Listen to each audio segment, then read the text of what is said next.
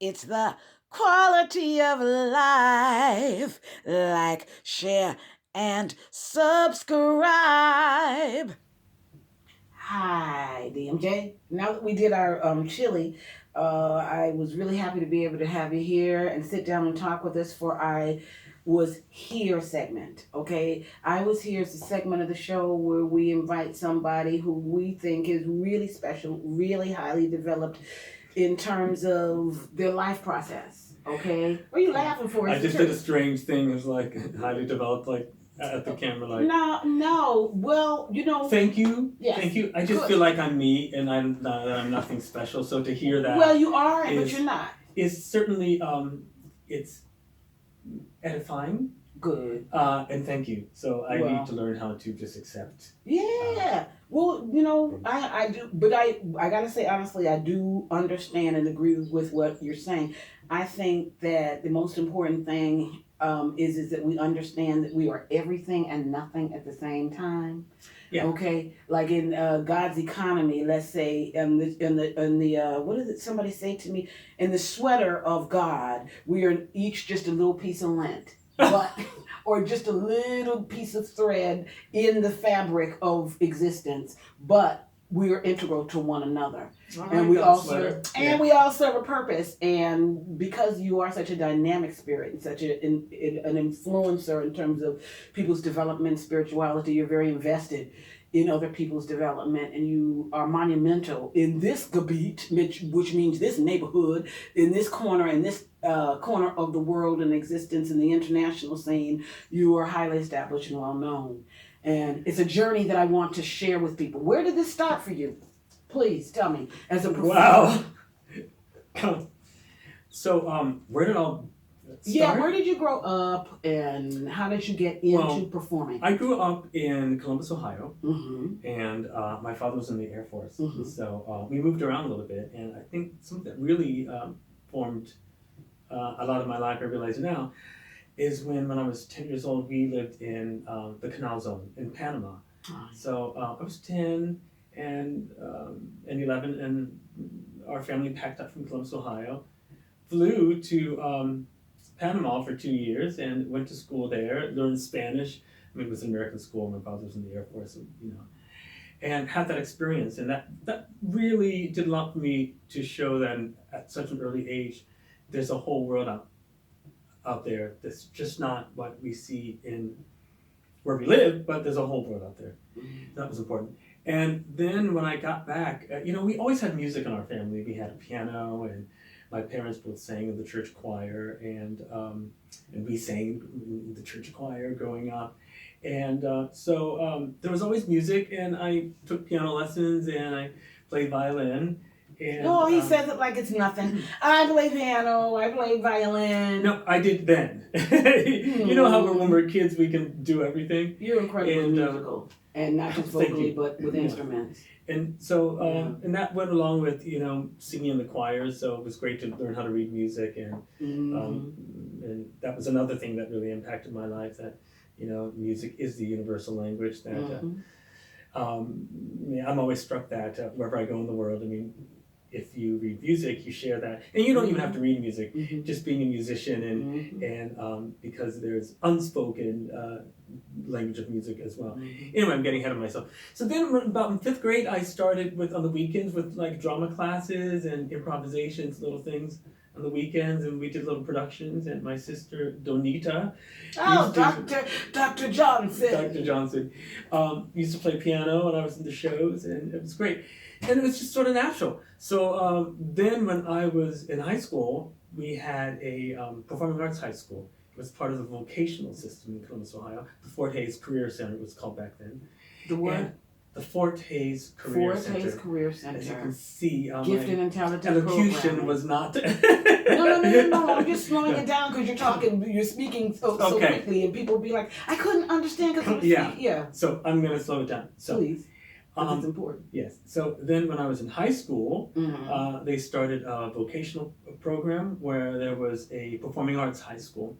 And so people from all around the city, if you got in, would go to this school. You take English and history at your home school, and then you go and to the other school, and I studied theater for 2 years. Mm-hmm. So had a really great teacher and learned a lot about theater, a lot about technical, how to build things and how to light things and everything.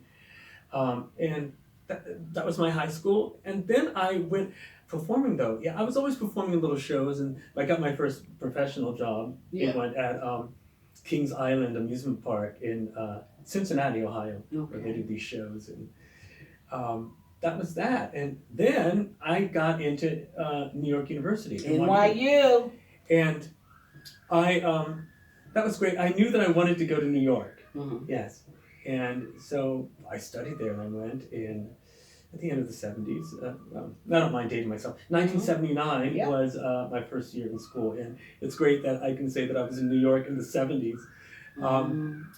And that was just amazing being in New York City at that time, and the early 80s. And so for me, I started playing piano and singing, and then singing in choirs, and on the weekend, and then went to this performing arts high school, and then went to university for drama, and was studying in New York, and so that's how I started performing. What I know, okay, first of all, having met you so many years ago, I guess it's like we said, we can say the years now because we're blessed to be here in good health and talking about it and still working in our professions. But I met you, I guess it was in the early 90s, so that's going on 30 years or so. And when I first met you, you mentioned your New York years, and you happen to have known some friends of mine and colleagues of mine from NYU. One's name was Tony Cobb, the wonderful Tony Cobb. Yeah, Tony. And you all worked at Radio City a music hall together. Can you tell? And you did just a little bit. Tell us a little bit about your New York years when you were on Broadway and. Yeah. Okay. So it all seemed pretty kind of natural, as I told you, from the from drama on the weekends to the performing arts high school, then to NYU, and then like the second year, I think I was in school there. Well, of course, I started auditioning for stuff. You can't audition, and I went, and I got a job at Radio City Music Hall in the show. And at the time, they were doing these huge spectaculars, and I was hired for one called America. Okay. It was about all the 50 states, and then I was still in school, and then I went back to school again another year. But once I had, tasted the lights, the New York lights. Yeah, it was like, I mean, I realized that I should have just earned my degree so I could just put it in the mattress and fall back on it, like everyone was saying. But no, and if I had to do it again, I would, because I went to school for 3 years. But I learned so much doing shows. Exactly. Well, you ended up on Broadway, yeah. So well, but back to your question, with that. Back to the thing. Tony Cobb was in the show, and in the Christmas show, and we did this. They still have this Christmas spectacular, and I did it mostly through the 80s. I think 6 seasons. So I have been to Bethlehem over 500 times. And it's funny because at the time there weren't too many people of color in the shows. I think there were like 3 or 4, maybe 5 at the most. Meanwhile, they had like 80,000 Rockettes and dancers and singers. Exactly. But we were in the Living Nativity. We were the Blue Kingdom, the one from Africa. The Dark Kingdom. Oh yeah, the Moors. And we were, and so Tony and I were in this Blue Kingdom, and. Yeah, I was really. I used to have my donkey called Poncho. Okay, Poncho from Radio City. Yeah, and this Radio City, they do it up big. They had the sheep and the camels and the donkeys and. And what about House of Flowers and the other productions? Oh, you did with Patti LaBelle? Oh my God! No, come on, we want to meet. I know your resume. I've been working with you for years. Well, yeah. Well, after I did Radio City a few years. Because Radio City was sort of an anchor for many years, I got to be a part of this wonderful revival of Porgy and Bess. Yes. That they actually did at Radio City. And it had nothing to do with the normal shows. So we did that there for half a year or a few months. And then we went on an American tour. And then it was really cool because the same production, we did a version of it that toured to Italy. So that was fun to get overseas. My first time overseas. So you toured. Came to Europe and toured. Yeah. Were you booked in Italy at a particular theater, or you were on tour with many different stops? We were booked at a specific one. That was a special. Okay. We did an American tour, and so that was great. And then after that, between Radio City, I did this show called Singing in the Rain on Broadway. Of course. Which was amazing because Twyla Tharp was our director and the choreographer. And you were twirling and spinning and singing out. Well, I was doing more of the singing, and her company was doing more of the twirling. You could twirl too. The twiling and twirling, and but that was wonderful to learn how they looked at movement and working with her wonderful company. And yeah, she was really a bit before her time, and that production wasn't received with open arms. I mean, Singing in the Rain, the movie is just like so beloved, and that when sort of an avant-garde modern choreographer did that, everyone was like, "What the hell is this?" But it was before its time. But she got her due a few years later. That was that, and so shortly after that, I got to. After I was doing Singing in the Rain, there's a little show called Starlight Express that was coming to the Gershwin Theater. And back then, they sent some of us up-and-coming singers to skate class to get ready for this show that was coming up the next year. Was it already in the West End in London? It was already in the West End. Okay. And they were getting ready for the American one, so they sent a lot of us to the skate class to prepare us for the auditions. And I had a lot of rounds for this auditions for the Broadway production, and the last round I couldn't go to. I had a job. I had an industrial job, so I didn't get this gig. And I was kind of gutted because I was that's an English expression. I was disappointed because first of all, I wanted to go back to the Gershwin Theater, and second of all, a lot of my friends got into the show, and so I was kind of disappointed about that until they called me a few months later to go to Japan and Australia and do Starlight Express. And they said, "Mr. Johnson, would you like to play Electra in Starlight Express?" I said, "Honey, my bags are company." Yeah, to quote Laurel in Dreamgirls, "Honey, my bags are packed." So I got to go to London. Laurel. Yeah. Yes.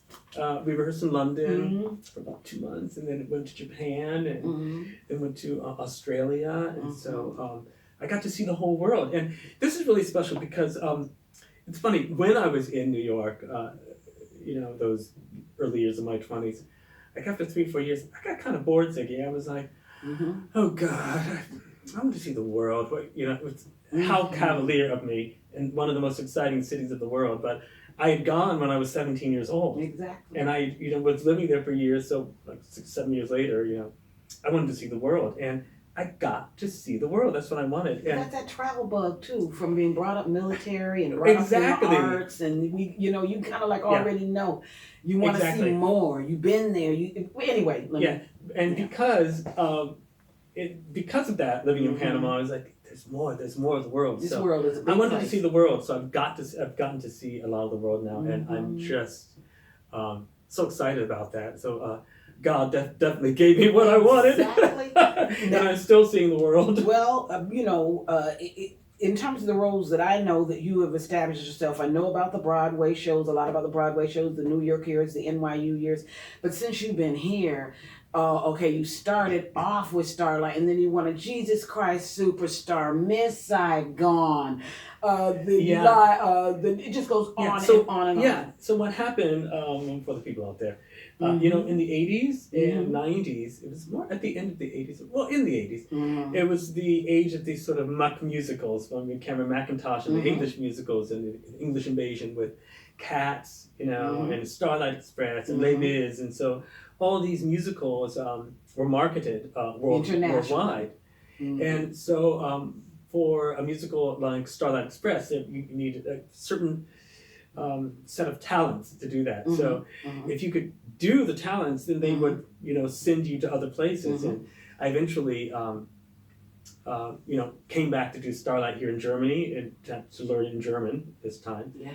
And so a lot of these shows, Miss Saigon, so I was in the original German company of that. And I was in the original German company of Rent, which was, one of the highlights. I remember that, yes. But one of the great highlights was when I met you when we performed in Dreamgirls. We did the German premiere of Dreamgirls, and we got to do it in English. Yes. Here in Berlin. So that was Mm-hmm. really a highlight for me Mm-hmm. because, I think we all saw Dreamgirls in the 80s and we're like, I want to be in It was a real honor to, attend Des Festens, because Des Festens, of course, was known in the international scene of the Broadway of Europe. Yeah. And that was the creme de la creme. You could not go any higher. And to have worked with your Bert and Helmut Baumann, and to have had that show specifically done for us in mind as performers, it was absolutely incredible. Yeah. And I played Effie and you played Cece. It's been all these years. Oh, you were always the baby. I'm trying to change. Hey! And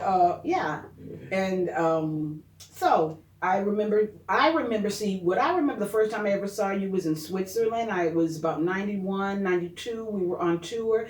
We had come in through from JFK flown to Lucerne, and James Spano was in Jesus Christ Superstar with you. Yes. So we, as a tour, myself, Jimmy Patterson, Howard Perry, we all came together and we saw you in Jesus Christ Superstar with James Spano. And that was the first time I remember seeing you on stage. It must be in Zurich. Must have been, and I was like, who is that brother? You were this tall, vibrant, beautiful, and I remember your costuming, and you had black pants and this incredible white shirt on, and everything was so tight and clear, and you were singing for the gods, and that was my introduction to you. And of course, many years later, we met in Hamburg one other time, I think, as well, in between with Beehive or something. Oh yeah, I saw you. Okay, and then we worked together the longest there, and then that was the beginning of things. And we most recently, for 4 years, were on tour with Motown as well. Yes. Yeah. Yes. I forgot about that. I was saying, well, we were reunited and on stage together, which is just a gift when you can do shows with people that you like. Yeah. And we said the University of Motown. That was like my doctorate. Well, it was really like we were incredible. Andrew Hunt and Uta, Richard. It was all the performers. All of the performers. Tertia, Marion, Wilson, Alvin, all of them. Terry, the musicians Lana. were like cool and But it was really talk about a tour. It was like really being on the Motown tour in the 60s, but it was like 50 years later, and all the German music. It was great music. German little Motown towns. music. And isn't it amazing how that music just resonates with the people? Well, that's the thing. I was looking the reason I brought it up was because I was thinking about Mary Wilson. Mm-hmm. And that legacy, and how we felt that we were living, and it's an experience that was the legacy of the Motown experience. And then to see all the stories that I have been reading about her recently, and then to look at some old Diana Ross footage, and at 75, 76 years old, she is still on that stage, glowing, looking gorgeous, right up until her last breath. Miss Wilson was giving it to you. Barry Gordon is there representing, and it's just an incredible legacy that they have left us. And it's such an honor to represent both our country and our culture internationally as performers. Yeah. And you're a beacon of that. And for a lot of people that are in America, it's just Americana, this music, the music from Motown, music of the 60s, the sound of young America. But internationally, we're talking about these people in Europe, and I'd say the average audience, they were not young people, but they were up on their feet, dancing, singing along. So, this is their music when they were teenagers and, slipping off and dancing to the black music and having their experiences. But that's the thing about the international scene and the recognition of the international scene, and about us recognizing and embracing our roots and our heritage and our culture, and understanding that it has expanded to the entire world. world, who and what we are resonates so profoundly to the rest of the world. And there are individuals like ourselves who will not to, like you said, not to make us more than what we are, but we have been used as vessels and channels to relate that legacy to the worldwide and universal concept. Well, it comes down and it's to becoming classic because of that, just like jazz or classical music, it's now becoming classical. Yeah. Classic. Yeah. Yeah. Mm-hmm. I mean, what you're referring to, it all comes down to what we want to do as artists. Yeah. And, I don't know whether we talked about this before. No. But my mission statement as an artist is to touch, inspire, and entertain, which I call the tie, tie it up. And I hope that the projects I do can do that in a way to touch, inspire, and entertain. And where we are here as vessels, and If you could really say to the people who are watching this, basically what you have most learned, enjoyed, liked, loved about the life that you have created for yourself as an international artist, I won't use highly developed because if that's overstated, but as a person who has had an exceptional exposure to different cultures, different backgrounds, different types of people, just invested so much in learning about other people, because one of the things for me about you is your aptitude in terms of tolerance and understanding. I think it's admirable, but I think you've gotten it because of exposure, nothing more than just you're exposed to it, so you got to learn more. Okay, you chose to learn more and you've learned more. So what would you say you've loved the most about this experience?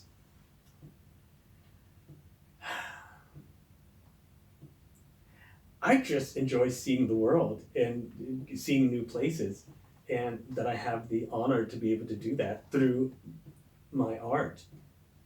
I love going to new places and performing and being asked to go places. It's funny, and it goes back to being that little boy in Panama, or being that cheeky, fresh 20-year-old in New York saying, oh, I'm so bored, I want to see the world.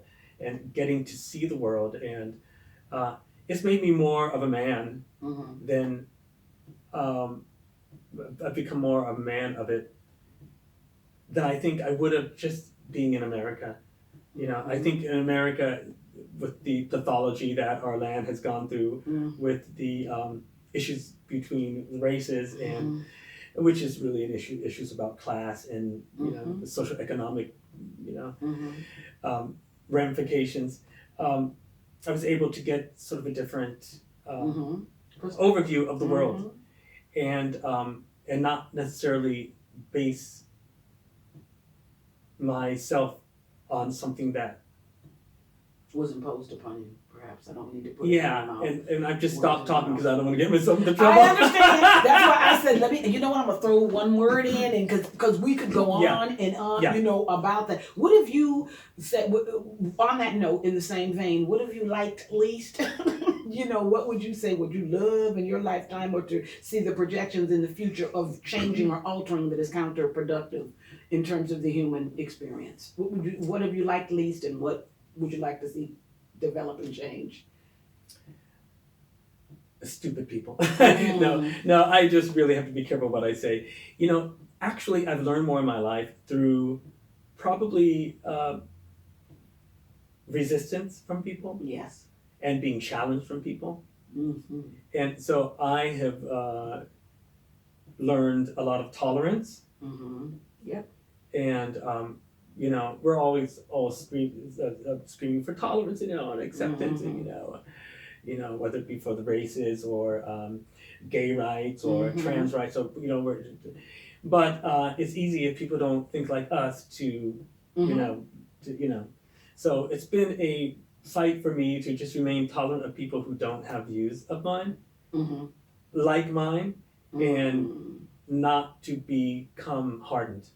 Stay soft, not to become bitter. Or, I mean, you have to be firm and stand up for your rights and set your boundaries. But just say, okay, But you can do that with a softness also. And I know exactly what you're talking about, especially as a female. It's very important for men as well. Emotionally, it is also very important, though people don't see that side of things. There is, when I say softness, what I would probably say is what I have learned and what I try to practice or have had training, spiritual and practice, and especially due to my religion, which is Christianity, is compassion. Is compassion. When compassion comes from, I believe, and what I've been taught is understanding. Okay, and understanding is just not even agreeing with, but taking the time to step back and say, it's not how I see things, it's not how I feel things, but I respect it from a distance. I may not want it in my world or my life or anything, but I respect it has the right to be. Yeah. But I tell you, we learn those lessons everywhere, and it's just, and some of them have been in some shows that we've done together. So learning from people. Yeah. Well, of course. I mean, as artists, that's so much a part of our experience, and that is a part of our, I should say, a part of our journey. It's just a part of the job description. As artists, that's what we do. Yeah. We learn these things, and then we are used as channels to, I don't want to say we're sacrificial lambs, but we do end up channeling life. What is it? Art copies life, life or art life imitates art. Life. Yeah, art imitates life, and so when we're the imitators, we're the ones often that are the vessels for that. But anyway, if you could think of 3 words to describe yourself, 3 words, 3 phrases, 3 sentences, 3 statements, whatever, to most you describe yourself in that. You're telling the world, okay, I am David Michael Johnson. I was born such and such a year. I will live until such and such a year when the universe says, but I was here. I was here. What do you want the world to remember about David Michael Johnson? Wow. Well, we really no, because we don't take that profoundness about the world does not give it to us. I was here. I'm an open person. I am a supportive person. I am a creative person. Okay. I'm an open vessel. I am supportive. And I am a creative force. Yes. Of nature.